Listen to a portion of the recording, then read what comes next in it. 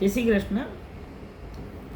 વરસાદનો સમય છે અને પ્રભુ ગાય ચરાવવા પધાર્યા છે. જસોદા માતાએ છાક મોકલાવી છે. તો છાક કોણ લઈને જાય? તો ગોપીજનો છે એ છાક લઈને જાય. અને છાક લઈને જાય અને દરેક જણાને પોતાને મનમાં એમ થાય કે હું પણ મારા ઘરેથી મારા પ્રભુ માટે કંઈક વસ્તુ થોડી સામગ્રી લઈ જાઉં. તો અહીંયા કીધું શામ ચલ કુંજન મેં આયે દોર.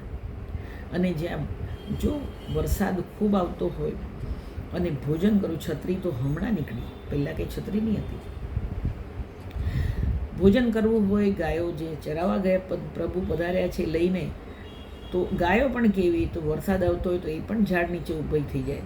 અને ભોજન કરવું હોય તો આપણે પણ ઝાડ નીચે, એટલે સઘન કુંજ હોય ત્યાં જઈને બેસીએ તો વરસાદ પડે નહીં આપણે. બરાબર. એટલે ગોપીજનો જે પણ છાક લઈને પધાર્યા છે, ઠાકોરજીને વિનંતી કરે છે, શું શ્યામ ચલ કુંજન મેં આય, દોડીને ચાલ શ્યામ, આપણે ત્યાં બેસીએ. અને ઠાકોરજી પણ કહેવા તો કે ઊંચે ચડ ટેરત ગ્વાલન કો આવો સબે મેરી હોય. પ્રભુ પણ એકલા કોઈ દિવસ ભોજન કરતા નથી.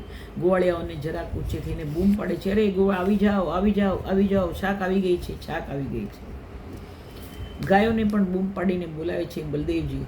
ગાયન ટેર દઈ બલદાઉન ચોક ચમક આયે. ગાયો વિચાર કરે છે કે અત્યારે હજુ સમય ક્યાં થયો છે જવાનો, પણ દાઉ ભૈયા બોલાવી રહ્યા છે ગાયોને. પણ કેમ? તો કે વરસાદ ખૂબ પડે છે અને જો ગાય ભીની થઈ જાય તો માંદી પડી જાય.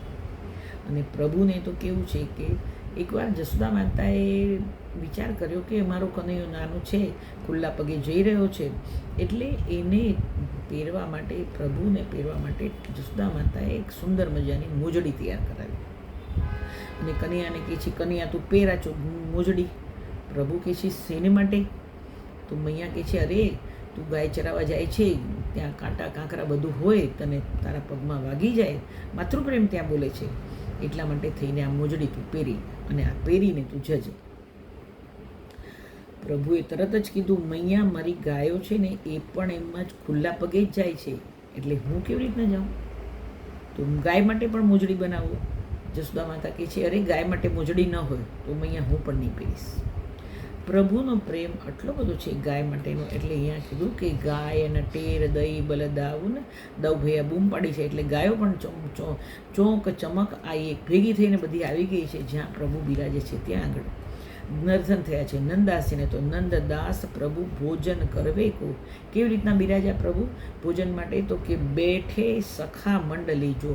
આપણે નાના હતા ને જેવા સ્કૂલમાંથી પિકનિક જાય તો આપણા જે સ્કૂલ ટીચર હોય એ આપણને કે ચલો ગોળ કરીને બેસી જાઓ. તો પ્રભુ પણ અહીંયા કેવું, તો ગોવાળિયાઓને કહે છે ચલો બધા સખા મંડળીને ગોળ થઈને બેસી જાઓ, પછી આપણે એકબીજાનું મોઢું જોઈને ખાવાનો જે આનંદ છે, પ્રભુ અહીંયા પહેલેથી જ દોસ્તારો અને ગોવાળી ગાયો અને ગોવાળિયા બધા ભેગા થઈને ત્યાં આગળ બેસી ગયા છે ઝાડ નીચે, અને પ્રભુ ભોજન કરી રહ્યા છે અને ગાયો પણ ત્યાં આગળ ઝાડના એમાં નીચે ઊભી રહી છે.